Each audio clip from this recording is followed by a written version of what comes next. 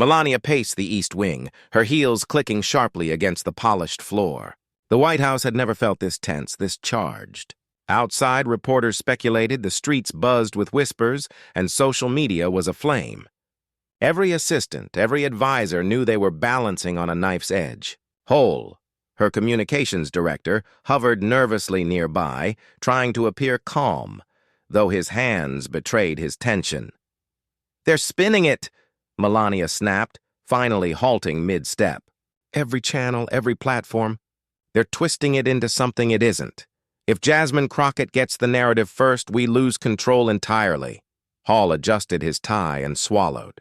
"Ma'am, we can counter. We have the team ready. Press releases, carefully timed statements, even selective interviews. We can shape the story before it escalates further." Melania's eyes narrowed. "Shaping the story is no longer enough. This isn't politics as usual. They want to make it personal. They want to attack my family. My son, that's not negotiable." "Not now. Not ever." Meanwhile, across town in Dallas, Jasmine Crockett's office hummed with quiet urgency. She sat at the head of a long table, eyes scanning reports, social media threads, and timelines of leaked documents. Marcus Bellamy, her trusted aide, hovered nearby, ready with a fresh update. "We're seeing coordinated suppression," Marcus said, pointing at a spreadsheet filled with links, timestamps, and press contacts. Every story that mentions the leak is being flagged, blocked, or quietly removed. "They're trying to erase it before anyone can report." Jasmine leaned back in her chair, a faint smirk playing on her lips. "Good. That tells me we're hitting the right nerve. If they panic, it means we're close enough that the public will notice the cracks. That's when we move next." Across the nation, pundits began dissecting every minor action. Clips of Melania walking past reporters, her silence in interviews, even casual smiles were analyzed endlessly. Some praised her composure. Others interpreted it as fear. The White House, aware of the scrutiny, doubled down, coordinating friendly op-eds and selective leaks to sympathetic outlets. Hall watched the screens in the communications office, rubbing his forehead. "We need a narrative that shifts this from controversy to sympathy. Make her the mother protecting her child. Make it about decency, morality, family. That's the angle." Melania reviewed the drafts of statements carefully. Each word mattered. "No attack," she instructed firmly. "We defend, we don't provoke. Let them expose themselves. Let them make the mistake." Back in Dallas, Jasmine prepared her next move. Her team gathered in the conference room, laptops open, screens glowing. "They think this is about one family, but it's bigger," she said, tapping the table for emphasis. "It's about transparency, accountability, and power. Every time someone tries to hide the truth, the public deserves to know. That's our story. That's our angle. Everything else, distraction, noise, doesn't matter." Hours later, in the White House Situation Room, Melania's advisors debated. Should they release a partial truth? Should they acknowledge the leak or stay silent? Hall argued for strategic engagement. Charlotte Winslow, Melania's crisis coordinator, advocated discretion. The room felt like a battlefield. Every suggestion, every phrase could either contain the story or ignite it further. By late evening, Melania decided to record a direct address. The room was silent as cameras rolled. Sunlight streamed through the tall windows, casting a halo over her composed figure. She spoke slowly, deliberately. "I have always believed that children must remain off limits. What I see now is shameful. Rumors, misinformation, attacks on my family. My son deserves privacy, not spectacle. I will always protect him." The recording, under 2 minutes, immediately went viral once released. Social media exploded. News outlets dissected every syllable. Analysts debated intent and effect. Meanwhile, in Dallas, Jasmine watched closely, analyzing the statement frame by frame. "She's leaning into family," she noted. "It's smart, protective, but it's also predictable.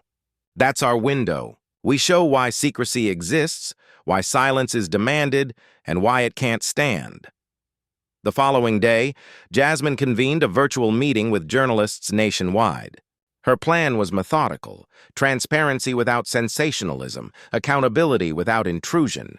She laid out a timeline showing the White House's rapid coordination to suppress the leaked DNA report, highlighting pressure on editors, platforms, and social media moderators. She never named Barron, never attacked Melania personally, but her message was unmistakable. Secrecy was being weaponized. Across Washington, reporters whispered about Jasmine's audacity. Some were inspired, others feared repercussions. In the East Wing, Melania's team braced for the next wave. Every news cycle seemed to fuel the story further, amplifying scrutiny. Hull and Charlotte strategized, trying to anticipate Jasmine's moves, balancing the need for defense with the risk of appearing reactionary.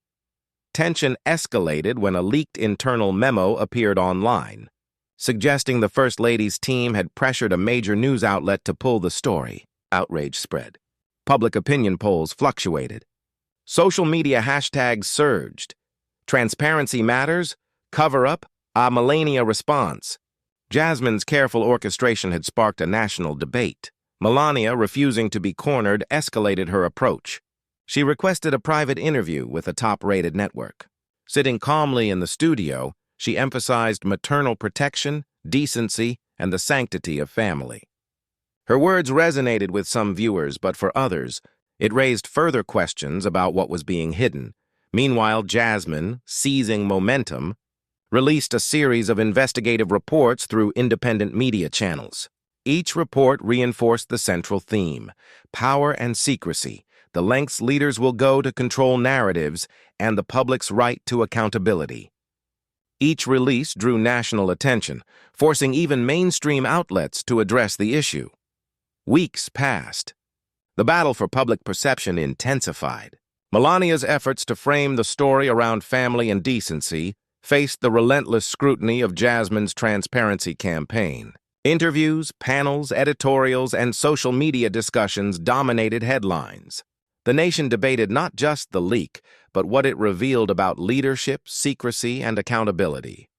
One evening, Jasmine convened her core team. "They're running out of room to maneuver," she said, scanning the latest analytics. "Every attempt to deflect, distract, or deny is visible. That's our leverage. We control the narrative by staying principled, consistent, and focused. Nothing personal. Nothing petty. Just truth." Hull, back at the White House, realized the story had taken on a life of its own.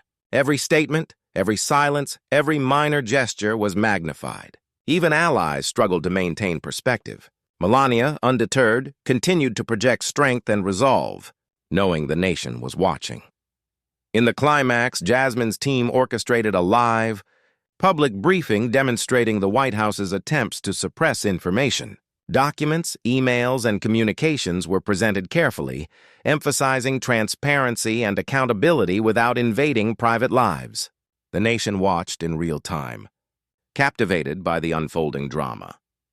Melania, prepared for this, responded with a statement reinforcing her commitment to family privacy, moral integrity, and measured leadership.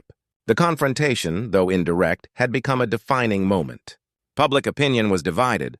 Debates raged across media, classrooms, and homes, and the tension between secrecy and transparency reached a boiling point. By the conclusion, both figures, Melania and Jasmine Crockett, had solidified their positions.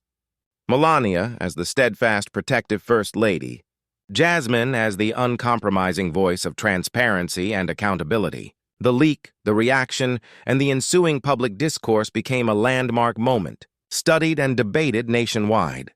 The story ended not with resolution, but with reflection. Power and secrecy collide, public scrutiny is relentless, and the truth once revealed cannot be contained.